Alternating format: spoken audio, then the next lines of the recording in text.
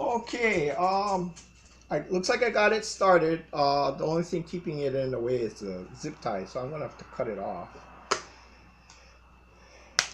Okay, so as you can see, it started all the way around. The gasket's actually in there.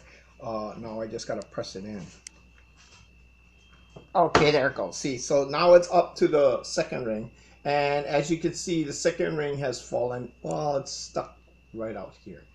So I'm gonna try and press it in again.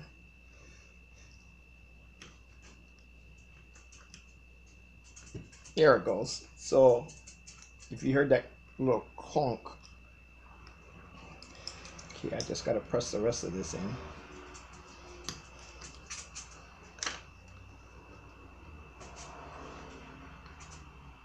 God, yeah, I got it one side in, and this part's still sticking out. See, right here.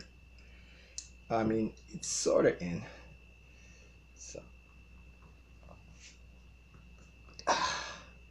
so there we go. Okay.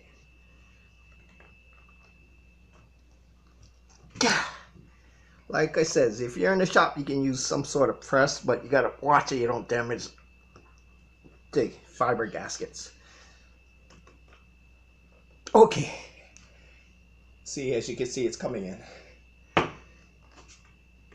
Oh, there we go. Okay, finally. And this can be pressed.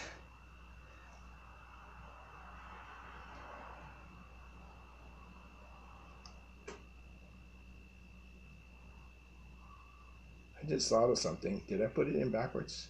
No. There, here's the top, because the sharp edge goes into the top piston. Yeah, it's been a while since I did this. Okay, so here's a completed bottom piston with the outer collar.